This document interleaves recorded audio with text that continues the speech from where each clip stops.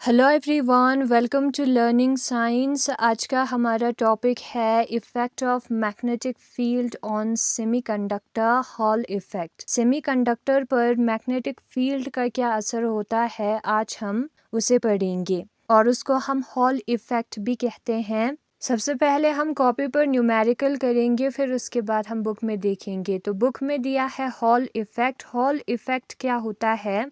जब भी कभी हम किसी सेमीकंडक्टर को मैग्नेटिक फील्ड में रखते हैं, सपोज हमारे पास मैग्नेटिक फील्ड है बी, मैग्नेटिक फील्ड को हम बी के साथ डिनोट करते हैं, ठीक है। तो इस मैग्नेटिक फील्ड बी में हमने रखा एक सेमीकंडक्टर या हमने रखा एक मेटलिक प्लेट, मेटल का प्लेट, और इस मेटल के प्लेट में जो है वो करंट पास हो रही होगी। तो हम सपोज करते हैं कि इसमें करंट आई है और ये जो करंट और मैग्नेटिक फील्ड का डायरेक्शन है वो एक दूसरे से परपेंडिकुलर है, एक दूसरे के साथ 90 डिग्री बना रहा है। तो क्या होगा, इसमें जो है इलेक्ट्रिक फील्ड डेवलप होगी। इस मैग्नेटिक फील्ड और करंट की वजह से हमें इलेक्ट्रिक फील्ड मिलेगा और वो जो इलेक्ट्रिक फील्ड है वो परपेंडिकुलर होगा to both current and magnetic field, ठीक है। जो मैग्नेटिक फील्ड और करंट का डायरेक्शन है उन दोनों के साथ 90 डिग्री बनाएगा, यानी कि ये तीनों एक दूसरे के साथ परपेंडिकुलर होगी और उसी को हम कहते हैं हॉल इफेक्ट। जब भी कभी हम एक मेटेलिक प्लेट जिसमें करंट आई पास हो रहा है उसको मैग्नेटिक फील्ड में रखते हैं तो उसके वजह से हमें इलेक्ट्रिक फील्ड मिलता है। डायरेक्शन तीनों का एक दूसरे से परपेंडिकुलर होगा, म्यूचुअली परपेंडिकुलर होगा। और ये जो हॉल इफेक्ट है वो EH हॉल ने दिया था, ये चीज EH हॉल को पता लगा था, ठीक है। सबसे पहले हम फिगर बनाएंगे। फिगर में हम सपोज करते हैं कि हमारे पास एक पैरेललो पाइप है। तो ये हमारा क्या है, ये हमारा है मेटलिक ब्लॉक, मेटल का बना हुआ एक ब्लॉक है और इसके एजेस का नाम हम रखेंगे ABCDEFGH। ये मेटल का है, ठीक है। और यहाँ पर क्या है, यहाँ पर हम तीनों एक्सिस को भी कंसिडर करेंगे जो कि एक दूसरे के साथ म्यूचुअली परपेंडिकुलर होगा। एक्स एक्सिस हमारे पास होगी, वाई एक्सिस और जेड एक्सिस होगी, ठीक है, और ओरिजिन भी होगा। अब यहाँ पर मैग्नेटिक फील्ड जो है वो हमारा जेड एक्सिस के डायरेक्शन में है, तो यहाँ पर मैं मैग्नेटिक फील्ड ऐसे ड्रॉ करूंगी, ठीक है। ये जेड एक्सिस का डायरेक्शन है ना। तो ये है हमारा मैग्नेटिक फील्ड जिसको हम बी वेक्टर के साथ डिनोट करते हैं। फिर उसके बाद इसमें जो करंट है इस मेटेलिक ब्लॉक में वो एक्स एक्सिस के डायरेक्शन में मूव करेगा, पॉजिटिव एक्स एक्सिस के डायरेक्शन में, तो हम उसको आई के साथ डिनोट करेंगे। ये जो छत और फ्लोर है इस ब्लॉक का उसमें हमें पोटेंशियल नजर आएगा, ठीक है। तो यहाँ पर हम पोटेंशियल V को मेजर करने के लिए एक डिवाइस रखेंगे या यहाँ पर पोटेंशियल डेवलप होगी, ठीक है। सबसे पहले तो हमें एक फोर्स मिलेगा जो कि हमारा लॉरेंस फोर्स होगा और वो हमारा बराबर होता है Q0 V vector cross product B vector के। वेलोसिटी इनटू मैग्नेटिक फील्ड का क्रॉस प्रोडक्ट हमें करना है और Q0 हमारा चार्ज है। इस फोर्स को हम कहते हैं लॉरेंस फोर्स। ये जब भी कभी कोई चार्ज मैग्नेटिक फील्ड में मूव होता है तब हमें मिलता है। अब यहाँ पर ये हमारा मेटेलिक ब्लॉक है, ये हमारा सेमीकंडक्टर है, तो इसमें चार्ज होगा, ठीक है। इस चार्ज पे जो फोर्स पड़ेगा वो वेलोसिटी इनटू मैग्नेटिक फील्ड के बराबर होगा। वेलोसिटी किस डायरेक्शन में होगी, वेलोसिटी जो है वो VI केप के डायरेक्शन में होगी क्योंकि चार्ज हमारा पॉजिटिव है। पॉजिटिव चार्ज जो है वो करंट के डायरेक्शन में मूव करेगा, ठीक है। पॉजिटिव चार्ज किस में होता है, P टाइप सेमीकंडक्टर में होता है, तो हम मानते हैं कि यहाँ पर P टाइप सेमीकंडक्टर है। और मैग्नेटिक फील्ड आप यहाँ पर क्लियरली देख सकते हो कि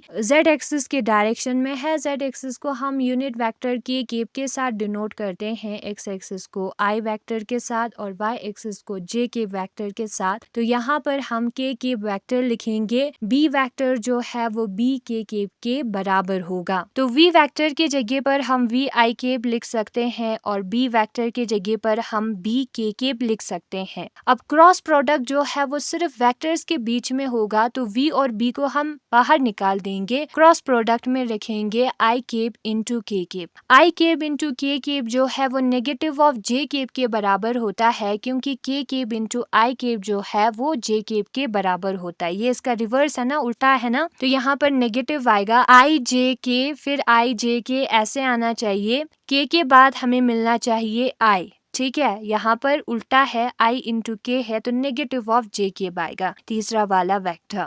और क्यू नॉट वी बी को तो हमें यूं ही लिखना है, तो हमें मिलेगा negative of J vector Q naught V B. ये हमने क्या माना है, ये हमने माना है कि हमारे पास पॉजिटिव चार्ज है। ठीक है, अब ये जो चार्ज है वो नेगेटिव भी हो सकता है, होल्स की जगह पर इलेक्ट्रॉन्स भी हो सकता है सेमीकंडक्टर में। तो अगर हमारा चार्ज इलेक्ट्रॉन होगा, नेगेटिव होगा, तो उस केस में हमें क्या मिलेगा, उस केस में जो है लिखेंगे हम यहाँ पर फॉर नेगेटिव चार्ज इलेक्ट्रॉन। ये आपको याद होगी कि जो इलेक्ट्रॉन है वो हमेशा ऑपोजिट डायरेक्शन में मूव करता है करंट के, तो करंट पॉजिटिव एक्स एक्सिस के डायरेक्शन में मूव कर रहा है, तो इलेक्ट्रॉन नेगेटिव एक्स एक्सिस के डायरेक्शन में मूव करेगा। वेलोसिटी नेगेटिव आई केप के बराबर होगा, तो यहाँ पर वी आई केप की जगह पर नेगेटिव वी आई केप हमें लिखना है, और चार्ज जो है वो क्यू नॉट की जगह पर नेगेटिव क्यू नॉट होगा, क्योंकि ये नेगेटिव चार्ज है। ठीक है, अब यहाँ पर माइनस इंटू माइनस प्लस होता है, क्यू नॉट वी हम लिखेंगे, बी लिखेंगे। क्रॉस प्रोडक्ट सिर्फ वेक्टर्स का होगा, जहाँ पर आई केप और के केप यूनिट वेक्टर्स है, तो उनका क्रॉस प्रोडक्ट होगा आई केप इंटू के केप हम लिखेंगे। और हमें पता है कि आई केप इंटू के केप जो है वो नेगेटिव ऑफ जे केप के बराबर होता है, तो उसी को हमने लिखा है,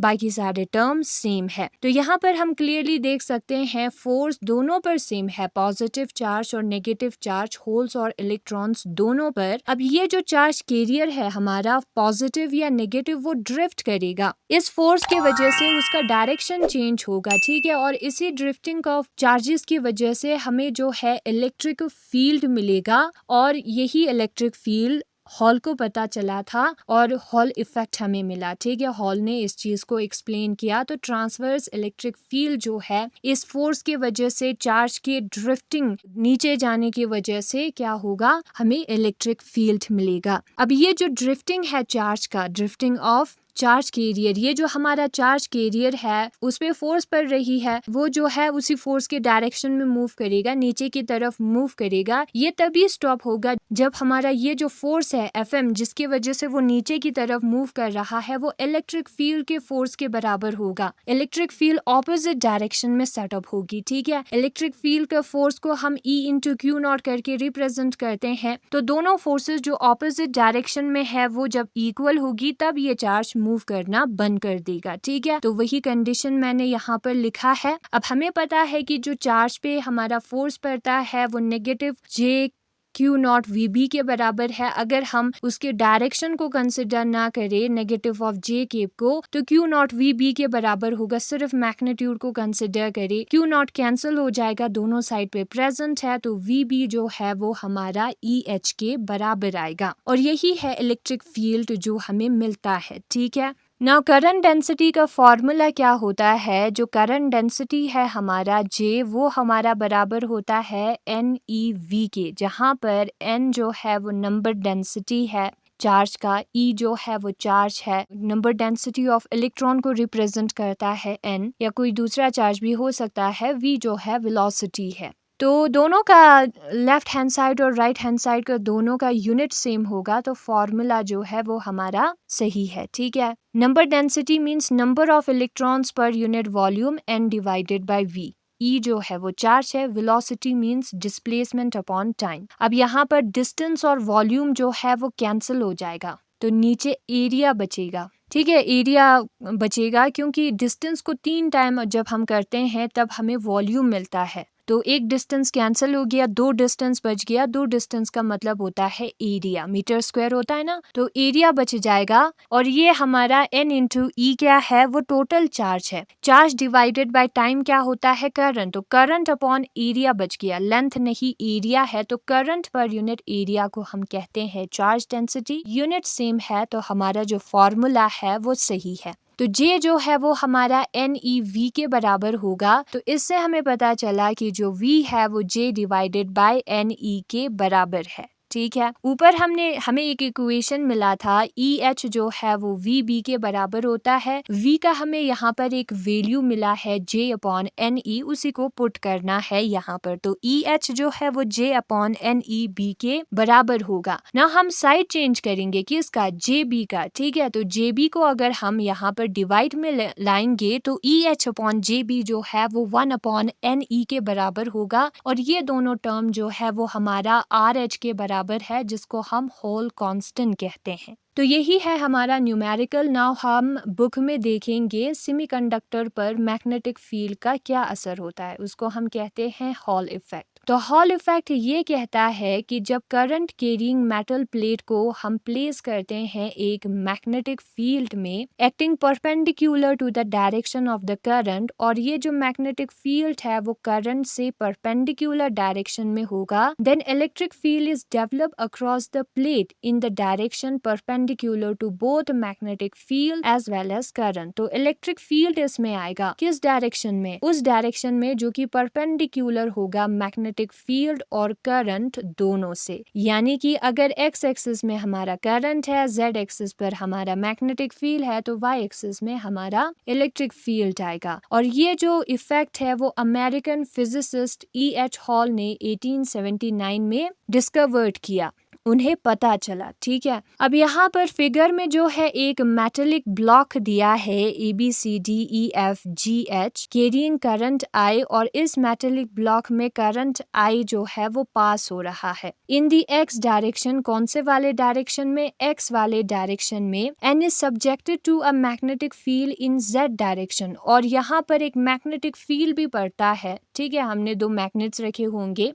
Z डायरेक्शन में, इस वाले डायरेक्शन में, ठीक है। सपोज जो हमारे चार्ज कैरियर्स है वो पॉजिटिव चार्ज है, यानी कि होल्स है सेमीकंडक्टर में जो कि चार्ज को लेकर जा रहा है। तो हर चार्ज कैरियर जो है will drift along the positive direction of x axis. x axis के पॉजिटिव डायरेक्शन में जाएगा, होल्स पॉजिटिव चार्ज है, करंट के डायरेक्शन में जाएगा वेलोसिटी के साथ, ठीक है। विद अ वेलोसिटी से v, उसका वेलोसिटी v होगा जो कि यहाँ पर फिगर में दिखाया है। Then the force acting on the charge will be, तो यहाँ पर एक वेलोसिटी भी है, मैग्नेटिक फील्ड भी है, चार्ज भी है, तो हमें लॉरेंस फोर्स मिलेगा। और वो जो लॉरेंस फोर्स है Fm वो हमारा बराबर होता है Q0 charge V vector cross product B vector के, ठीक है। तो इसका डायरेक्शन हमें इसको सॉल्व करके मिलेगा, फोर्स का डायरेक्शन, ठीक है। तो Q0 V vector cross product B vector के बराबर होगा। अब यहाँ पर Q0 जो है वो चार्ज है, ठीक है, हर चार्ज कैरियर पर। B वेक्टर जो है वो मैग्नेटिक फील्ड इंडक्शन है। यहाँ पर वेलोसिटी को हम VI केप करके लिख सकते हैं क्योंकि वो पॉजिटिव x एक्सिस के डायरेक्शन में जा रहा है, और B को K केप B करके लिख सकते हैं, K केप Z एक्सिस के डायरेक्शन को रिप्रेजेंट करता है। तो यहाँ पर हम लिखेंगे इन दोनों वैल्यूज को। प्रोडक्ट जो है सिर्फ यूनिट वेक्टर्स का होगा, तो इन तीनों को एक साथ लिखेंगे। मैग्नीट्यूड को I cap into J cap आएगा, I cap into K cap आएगा। I cap into K cap जो है वो नेगेटिव ऑफ J केप के बराबर होता है। नेगेटिव ऑफ J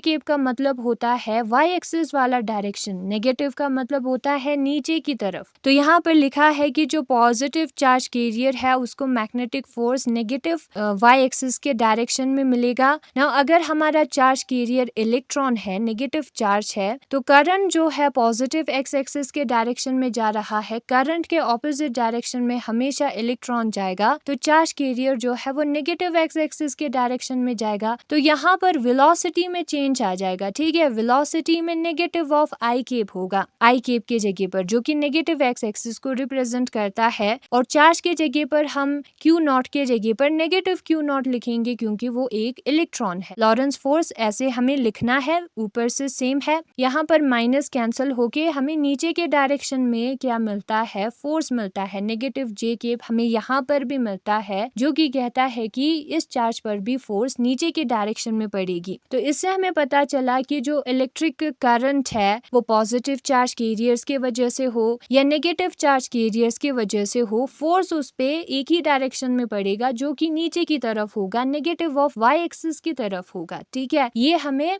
अभी निकाल के पता चला। Due to this force the charge carrier will drift downwards, और इस फोर्स की वजह से, फोर्स पड़ रहा है चार्ज पे तो वो नीचे की तरफ आएंगे, फोर्स नीचे की तरफ पड़ रहा है तो नीचे आ जाएंगे सारे चार्ज कैरियर्स। ठीक है, तो नीचे की तरफ चार्ज हमारा पहुंच जाएगा, वेलोसिटी की वजह से वो किस डायरेक्शन में जाएगा, लेफ्ट या राइट, लेकिन फोर्स की वजह से वो नीचे की तरफ आएगा। ठीक है, और इस फोर्स के वजह से क्या होगा, ये चार्ज जो है वो नीचे वाले प्लेट पर जमा हो जाएगा। ठीक है, ड्रिफ्ट डाउनवर्ड्स और सरफेस ABCD पर जमा हो जाएगा। पोटेंशियल डिफरेंस जो है वो ABCD और EFGH में हमें देखने को मिलेगा, क्योंकि सारे चार्जेस नीचे की तरफ चले गए हैं ब्लॉक के, और उसके वजह से हमें इलेक्ट्रिक फील्ड देखने को मिलेगा इस ब्लॉक में। अब जो डायरेक्शन है हॉल के पोटेंशियल डिफरेंस का या हॉल के EMF का, वो जो है हमारे चार्ज कैरियर के नेचर पर डिपेंड होगा, पॉजिटिव चार्ज है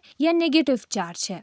अब ये जो नीचे जाना है हमारे चार्ज कैरियर्स का, इलेक्ट्रॉन्स हो या होल्स हो, वो कब खत्म होगा, वो कब स्टॉप होगा, जब एक फोर्स पड़ेगी, जो कि फोर्स जो नीचे की तरफ लेके जा रहा है उसको स्टॉप करेगा। ठीक है, यानी कि इलेक्ट्रिक फील्ड जो कि ऑपोजिट डायरेक्शन में है, उसका फोर्स अगर नीचे वाले फोर्स के बराबर होगा तो ये जो है स्टॉप होगी। दोनों साइड पे फोर्स इक्वल होगा तब ये स्टॉप होगी। तो FM जब Q0EH ये इलेक्ट्रिक फील्ड की वजह से फोर्स है उसके बराबर होगा तब ये स्टॉप होगी। FM का वैल्यू अभी हमने निकाला था, सिर्फ मैग्नीट्यूड लिखना है Q0VB, तो Q0VB जो है वो Q0EH के बराबर होता है। इलेक्ट्रिक फील्ड की वजह से जो फोर्स है वो हम ऐसे लिखते हैं, Q0 हो जाएगा कैंसल, EH जो है वो हमारा VB के बराबर आएगा। करंट डेंसिटी का हम फॉर्मूला लिखेंगे J is equal to NeV, जहाँ पर E जो है वो इलेक्ट्रॉनिक चार्ज है, N जो है वो नंबर डेंसिटी है इलेक्ट्रॉन्स का, तो V जो है वो J/NE के बराबर होगा।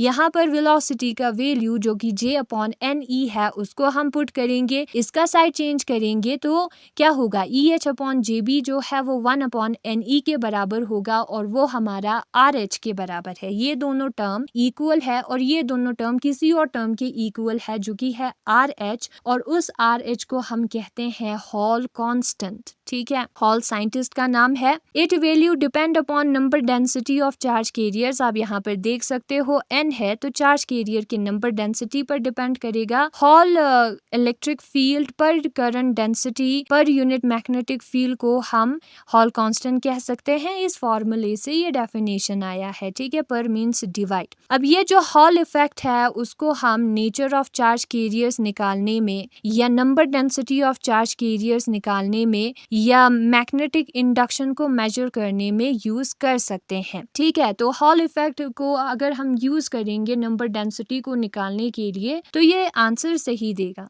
फेयर एग्रीमेंट हमें मिलेगा, यही कहना चाहता है, और यहाँ पर एग्जाम्पल भी दिया है। इन मेटल्स का हम N निकाल सकते हैं हॉल इफेक्ट का यूज करके, और ये है हमारा एप्लीकेशन ऑफ हॉल इफेक्ट। तो यही है आज का हमारा टॉपिक हॉल इफेक्ट, जिसमें हमने न्यूमेरिकल हॉल इफेक्ट का डेफिनेशन सब किया। Thanks for watching.